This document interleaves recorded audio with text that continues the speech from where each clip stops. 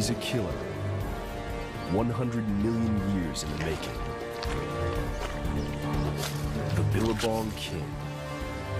A saltwater croc surviving in a harsh, changing world.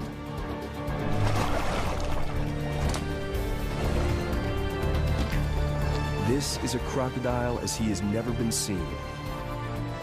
Intelligent, tender, graceful, and dangerous.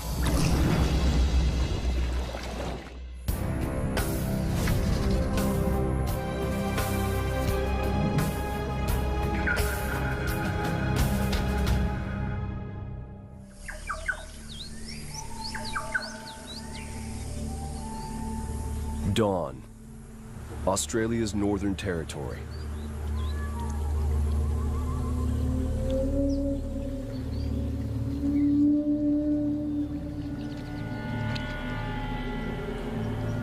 This wetland is home to one of the highest concentrations of saltwater crocs in the world.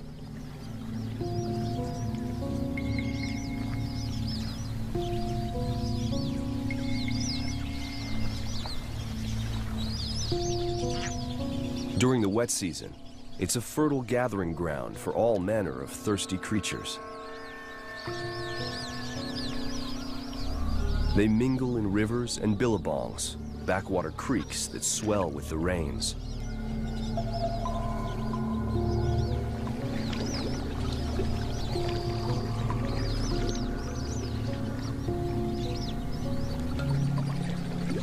The ducks and geese play a numbers game, seeking safety in the crowd. But to the crocs, any individual would make a tasty meal.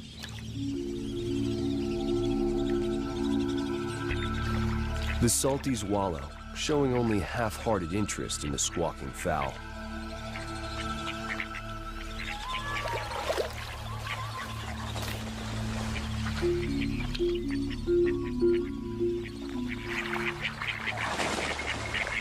Feeling safe, the ducks focus on their own displays of dominance and bravado.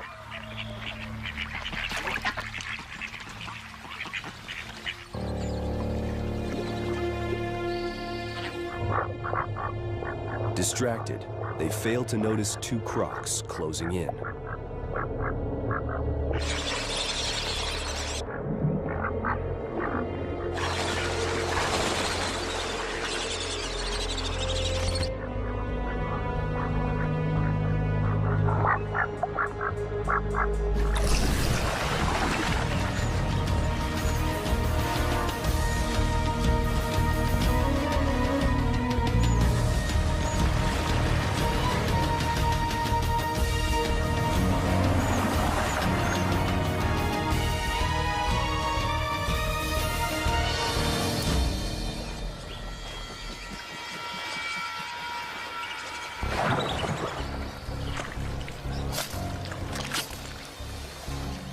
This meal is too small to share, but the victorious croc is not home free yet. A bigger beast has seen her kill.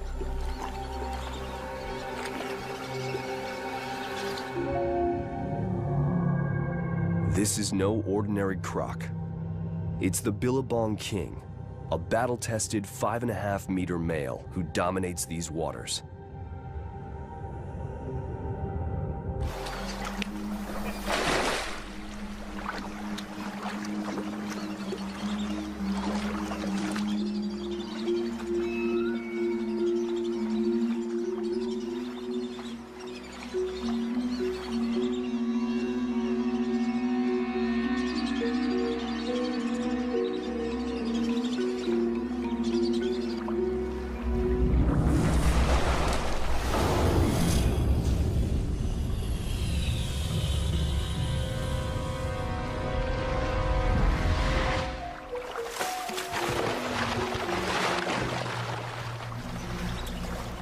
Put in her place, the younger croc swims out of range.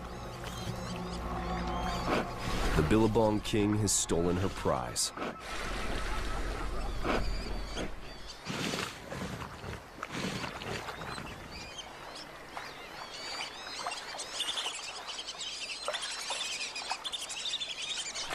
The king prepares to swallow his tasty morsel. But before he can eat, his young rival returns.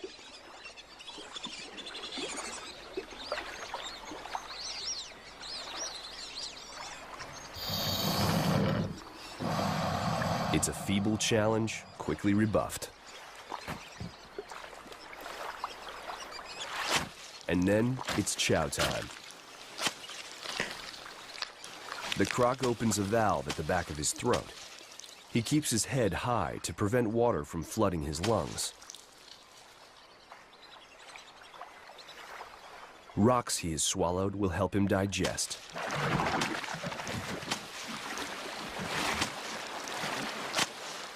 As the dominant salty on this stretch of river, the Billabong king sits firmly atop the predatory food chain.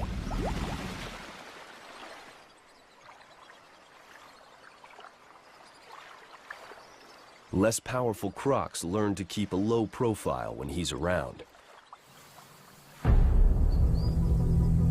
The king makes his home in the brackish waters of Australia's coastal floodplain. During the day, he can usually be found lounging on the riverbank.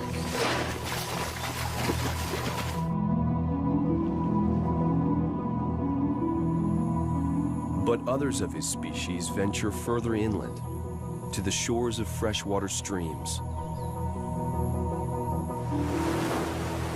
or surf ocean waves many kilometers off the coast.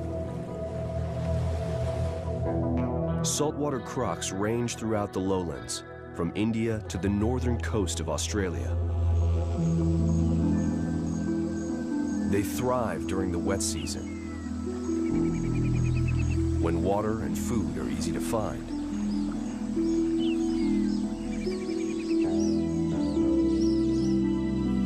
Rivers spread out across the floodplain, creating vast wetlands for the salties to roam. In a few months, the water will dry up, leaving baked earth and hard times. But for now, it's a land of plenty.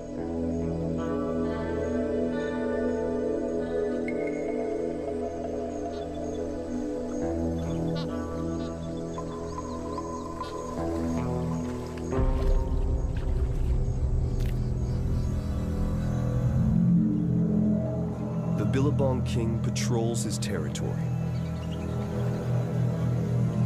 He's keeping an eye out for males who might challenge him, and females he can woo. The wet season is also the season of love. Another male croc swims near, looking for a fight.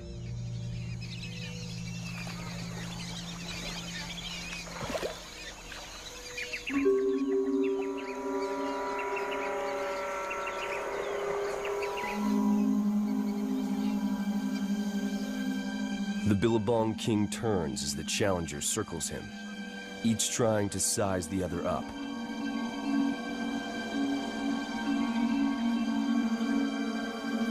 The challenger doesn't blink. The king raises his body out of the water to intimidate. The challenger follows suit.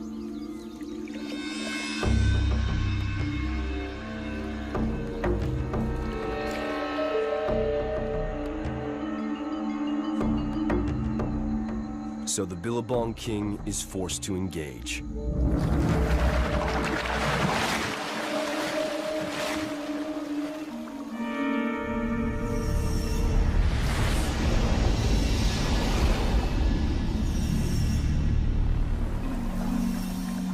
The battle is violent, but brief.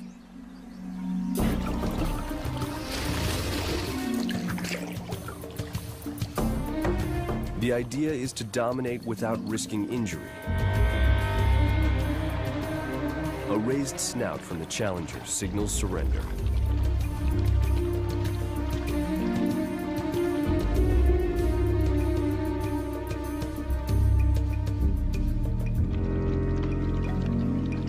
It's more posturing than punishment. But the Billabong king is a seasoned veteran with swagger to spare.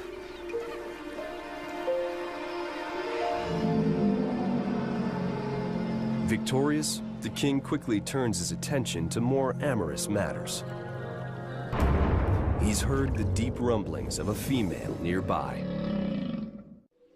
During the mating season, male crocs travel great distances looking for females. The Billabong king has detected one at the edge of his territory. She is one of many he will mate with over the next few months.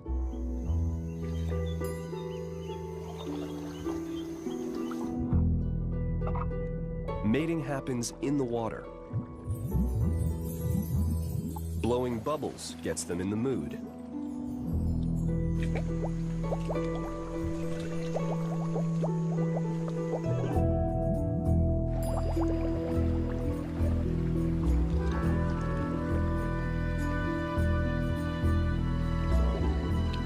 When the time is right, the female raises her snout in submission. The king quickly approaches.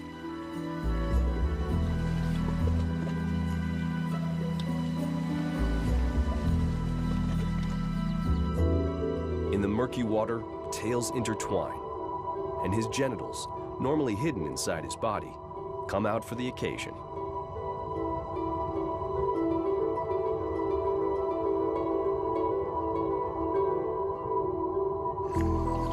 The two may mate several times over the next few days.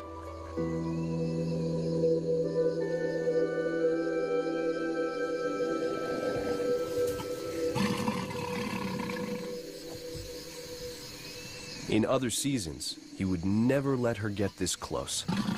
But tonight, their interactions appear almost tender.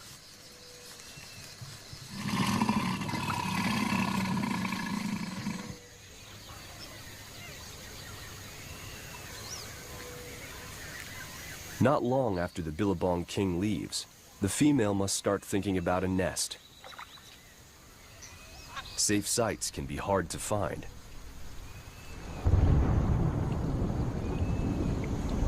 She's looking for a spot close to the water, but high enough to stay dry. She might build several nests before settling on a location.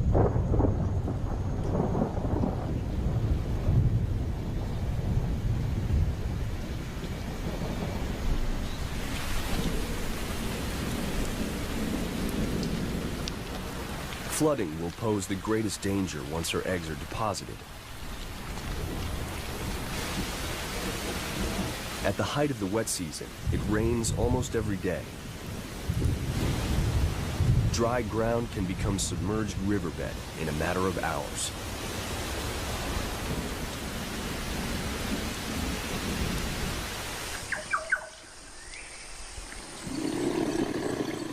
Once she picks a site she likes, the mother croc will fiercely defend it.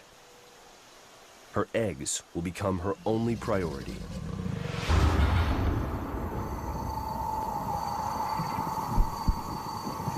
About 6 weeks after mating, she's ready to lay. An infrared camera reveals her labors in the pitch-black night.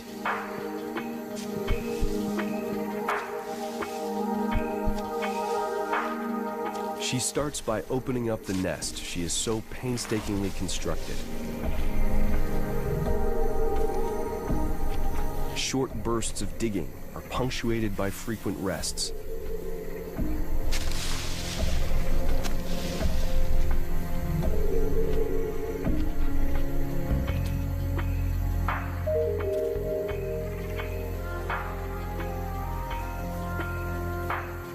She's a big crocodile and can lay up to 80 eggs. Some have been fertilized by the Billabong king, but other males have mated with her as well.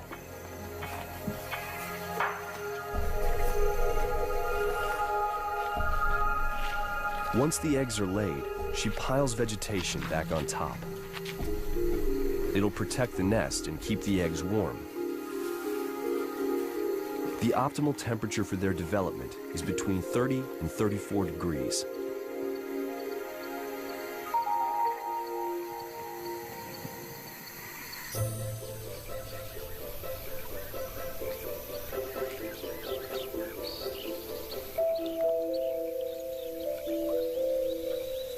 It's morning in the Billabong.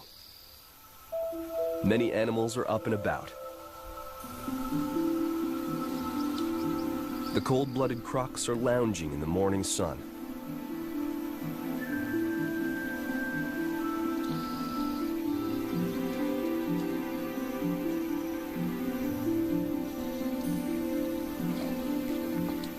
Thirsty wallabies take advantage of their languor.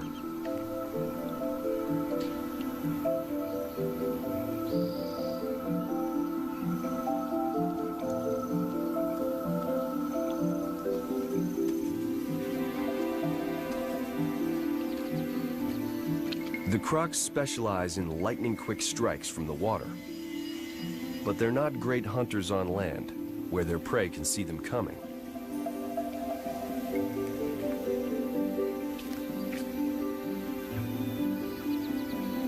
The wallabies seem to know the crocs' limits.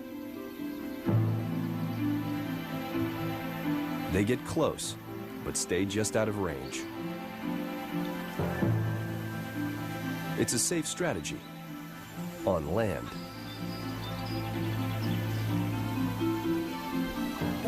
In the water, the Billabong king is out looking for a meal.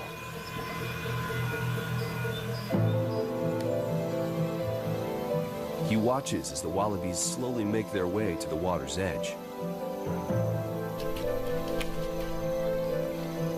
They opt for puddles away from the river.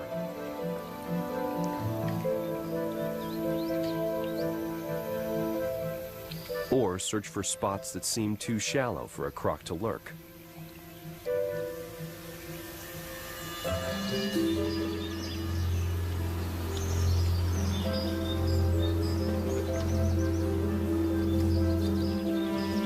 But they don't all get it right.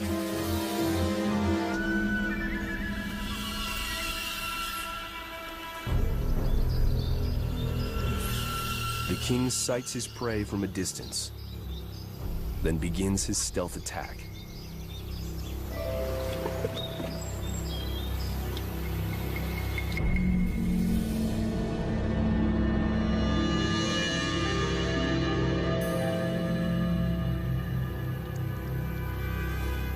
He approaches with scarcely a ripple.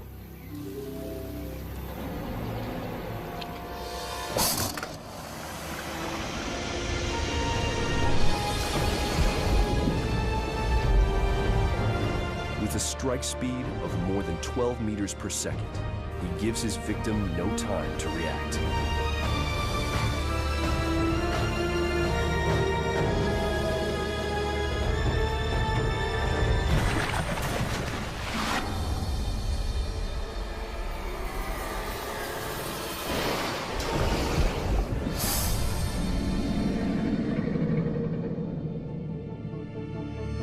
The violent thrashing does more than just kill. It breaks the wallaby's body into bite-sized chunks that the crocodile can swallow.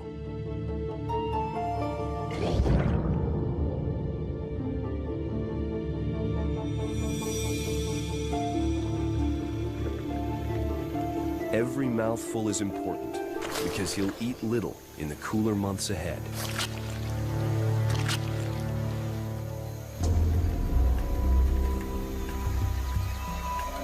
As the Billabong king fattens himself up in the river, his offspring are getting ready to hatch. After almost 3 months in their hard-packed nest, the baby crocs begin breaking out of their shells.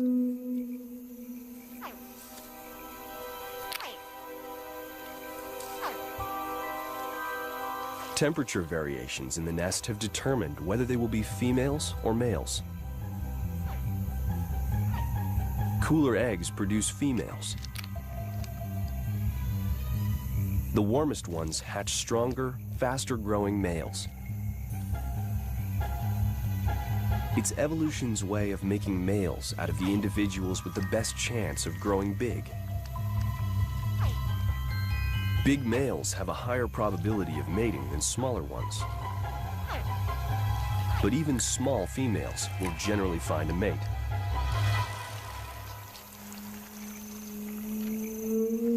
Remarkably, nature has found a way to select for size and strength in the males, even before they are born.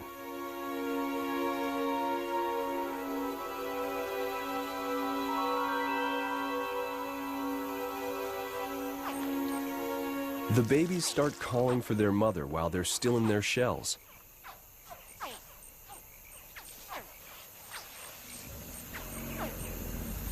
They'll need her help to get out of the nest, which is hardened into a rigid cement-like fortress.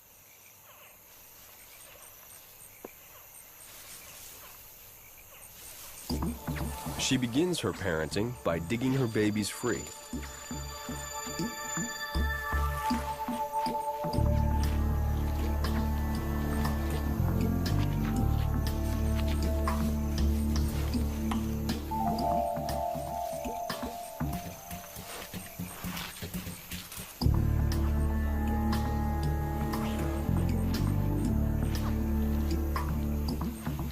But the job gets harder from there. Using her mouth, pointy teeth and all, she must ferry them from the nest site to a safe spot in the water. The hatchlings are not easily corralled. Prudently, their instincts lead them away from other animals' jaws.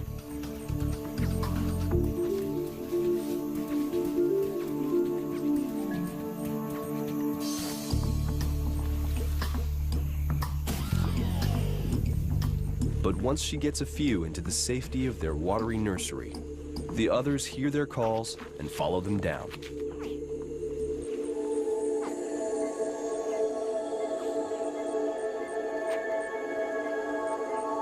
In the water, the hatchlings will primarily fend for themselves.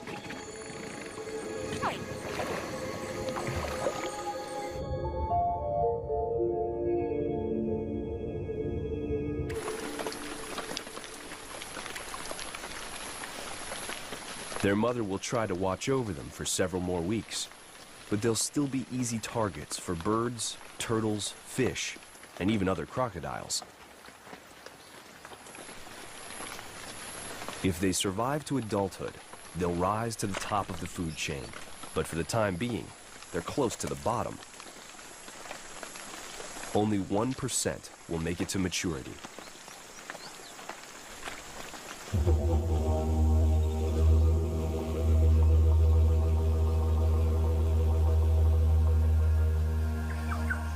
It's now May in Australia, the beginning of the dry season.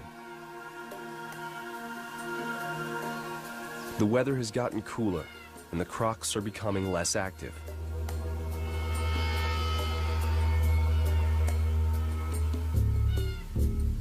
Cold-blooded, they rely on the sun, shade, and water to keep them around 32 degrees. They warm themselves using a network of blood vessels in the scales on their backs. As the sun hits the scales, it heats their blood. It's an effective system, but slow. A croc as big as the Billabong king has to worry about his head overheating as his body slowly warms.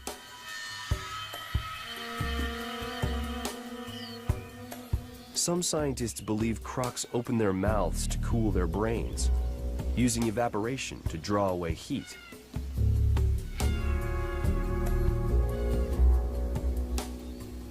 Or they could just be showing off their teeth, warning other crocs to keep out of their way.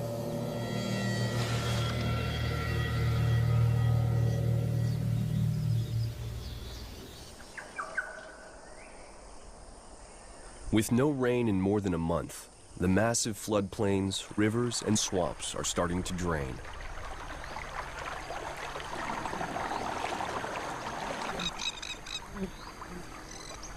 Water levels drop, and crocs must relocate. The Billabong king retreats to his dry season haunts.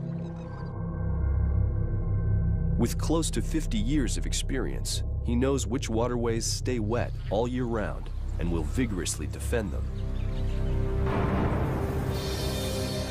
Smaller crocs, are pushed into more hostile environs.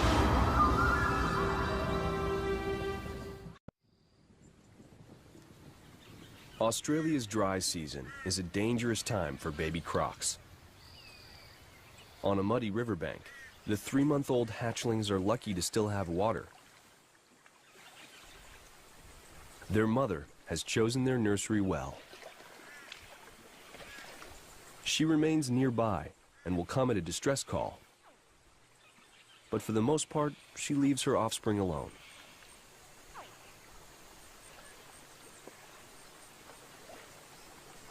The hatchlings rarely venture onto land, where they can easily be picked off by predators. But the need for food breeds bravery, and they do make incursions ashore in search of crabs, insects, and other small creatures. A black-necked stork has a similar diet, with one added delicacy: the young crocs themselves.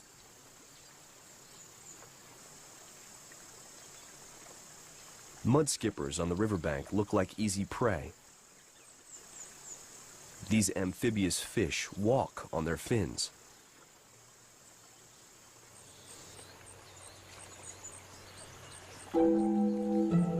The hungry hatchlings find them impossible to resist, but difficult to catch.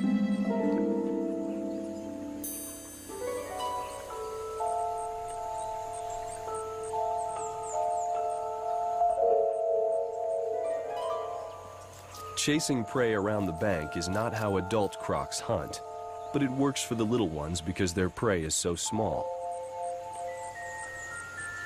Just like the adults, baby crocs are adaptable hunters, tailoring their strategy to their quarry.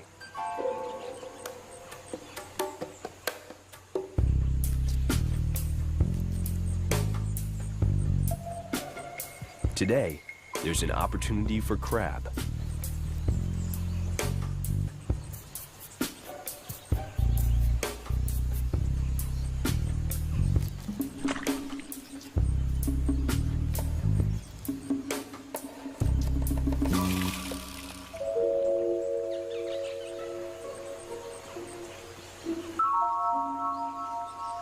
The little hunter returns to the safety of the water to savor his prize.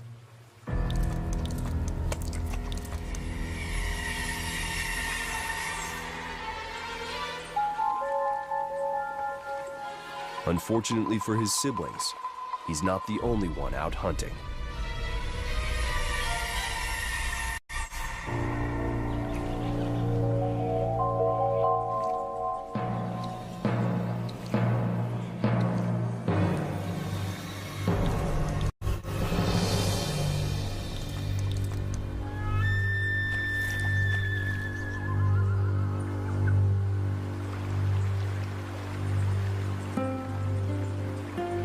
Despite their mother's close proximity, most of the hatchlings will share a similar fate.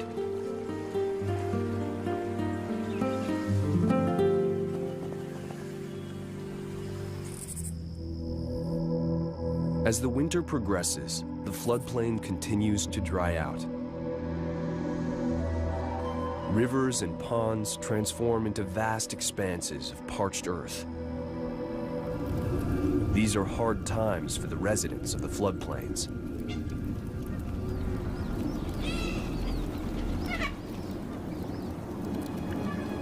This dingo mother is showing the strain. Her prominent ribs herald a scarcity of prey.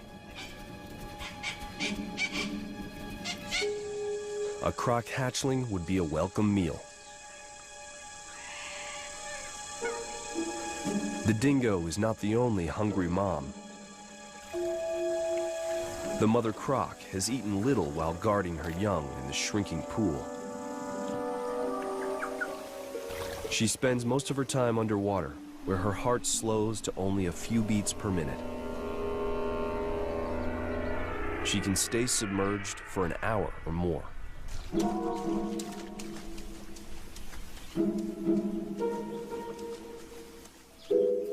The babies with higher metabolism must breathe more often. They're vulnerable on the surface.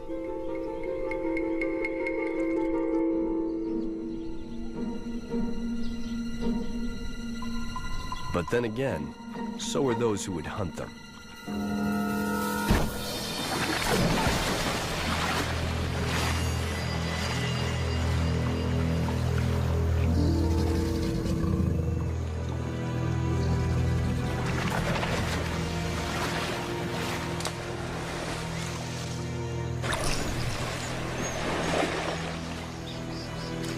This is a welcome catch for the mother croc, and will probably be her last for a while.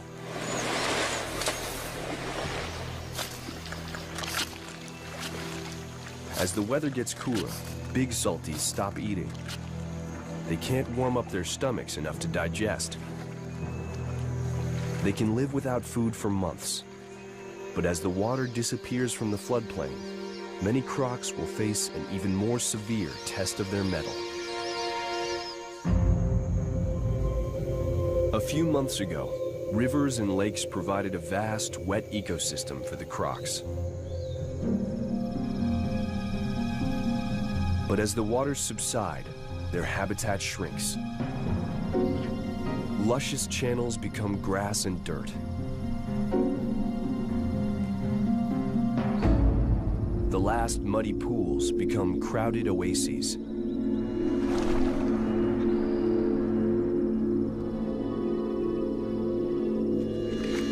At this time of year, salties aren't concerned with defending their territory. There is little to fight over. All they want is a spot in the mud. They need the water to help them keep cool.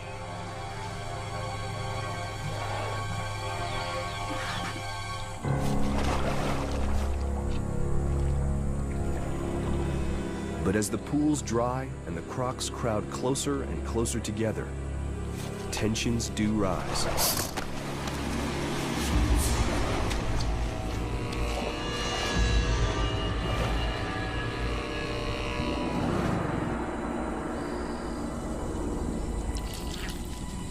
One croc forsakes the dubious safety of the mud pit in search of a more inviting locale.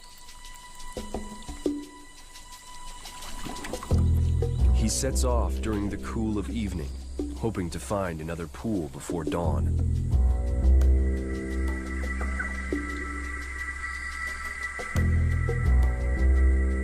In the morning light, his tracks reveal good progress up a muddy riverbed. But he didn't get far.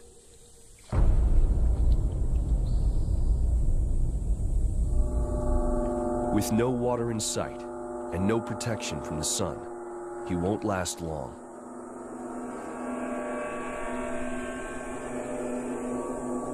His organs bake as he sinks into the mud.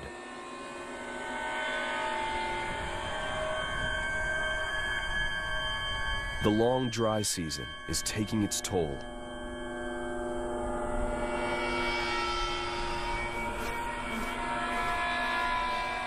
And the summer rains are still months away.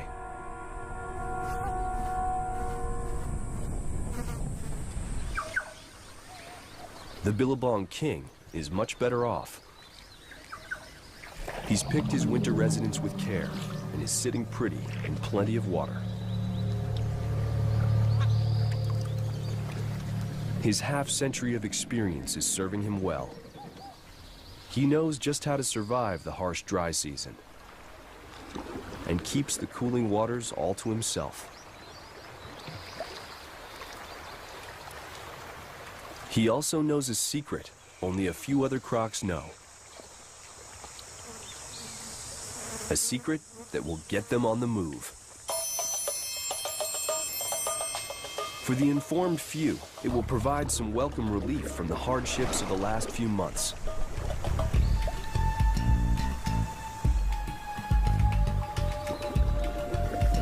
What sparks them to go is a mystery.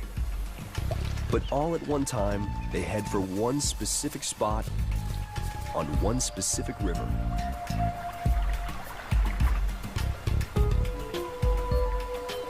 Crocs have been known to travel more than 100 kilometers to get where they're going. The Billabong King makes his journey with his usual languid grace. Others have to cross dry ground on their trip.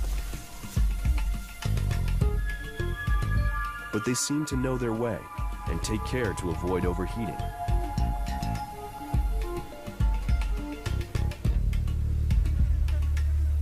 They rest often and wait out the hottest parts of the day in the shade.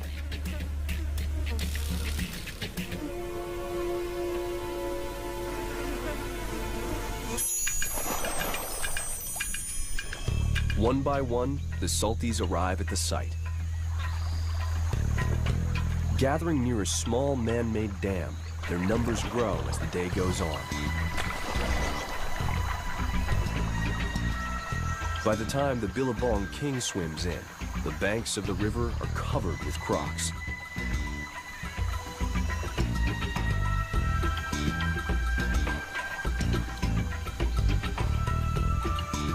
This special group is about to reap the rewards of their knowledge.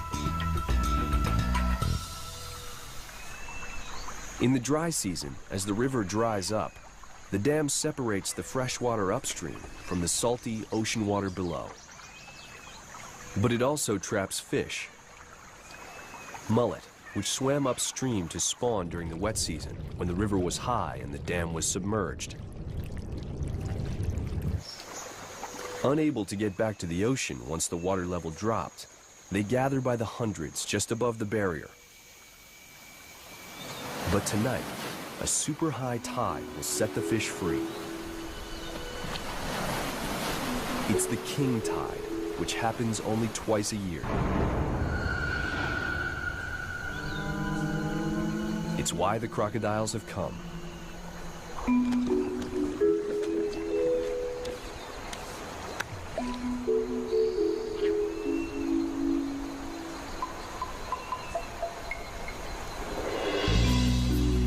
As the rising tide rushes over the dam, the mullet fight against it to get back to the ocean.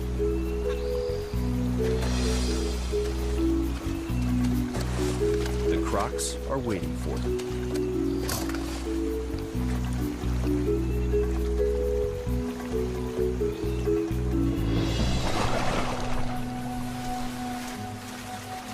Like bears stalking salmon, the salties hunt with minimal effort. They wait with their spring-loaded jaws agape, ready to snap shut at the touch of a fish.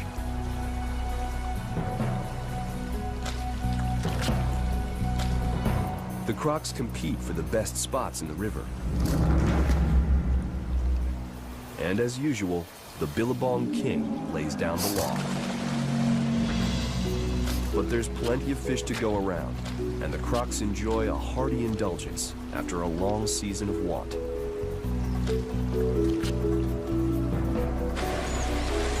From their tracking of the tide to their unusual fishing tactics, the croc's mullet hunt is a surprising display of intelligence for creatures generally thought to be driven by primitive instincts alone.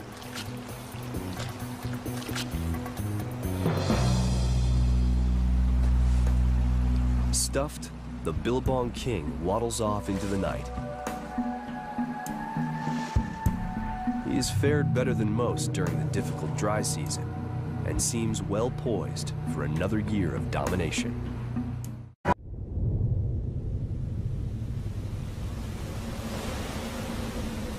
January. The rains finally return, bringing much-needed relief to the parched earth.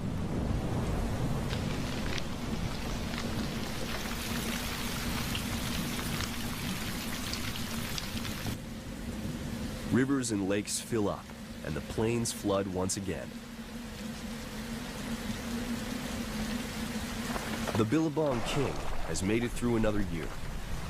If his size is any indication, he's probably pushing 50.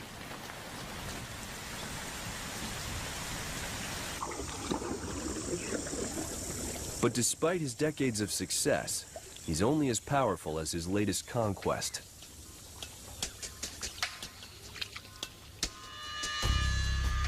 He doesn't go looking for a fight, but is more than willing to engage if he feels his dominance is threatened.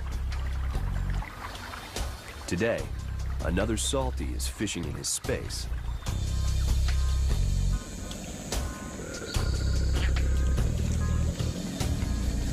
It seemed like a minor infraction, but the intrusion raises his ire.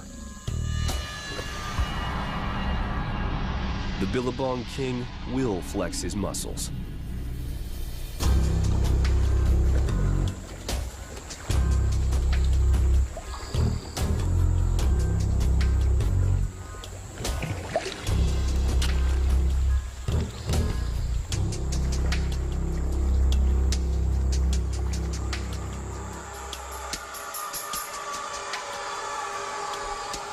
The rival croc is careful not to flaunt his fishing success.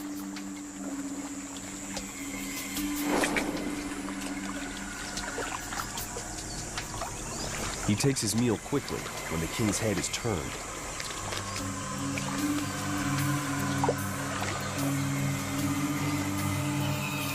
Even so, he gets put in his place.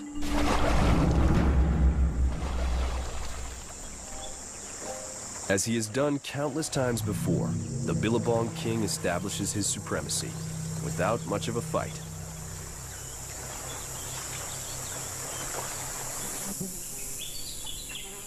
The hatchlings, his legacy, have a ways to go. They're almost a year old, with a lot of growing still to do. For the next 4 years, their greatest impediment to survival will be cannibalism by bigger crocs. Even their own father would eat them if he got the chance. But today, he has another delicacy in mind. With his keen eyesight, smell, and hearing, the Billabong King is drawn to a flurry of activity in the trees above the river. These are flying foxes, which often roost near the water after a night of foraging for blossoms and nectar.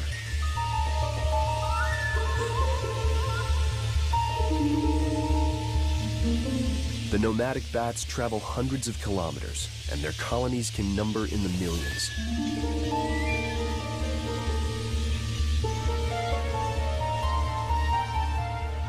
Perched high above the water, this bat would seem perfectly safe.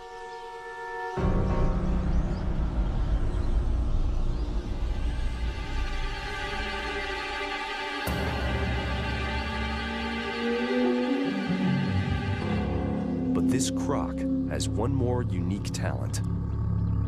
Wielding his mighty tail with tremendous force, the Billabong King propels his body 2.5 meters in the air.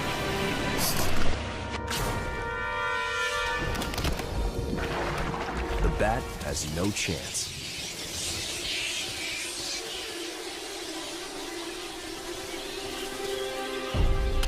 It's a stunning display of agility for the 1,000-kilogram croc.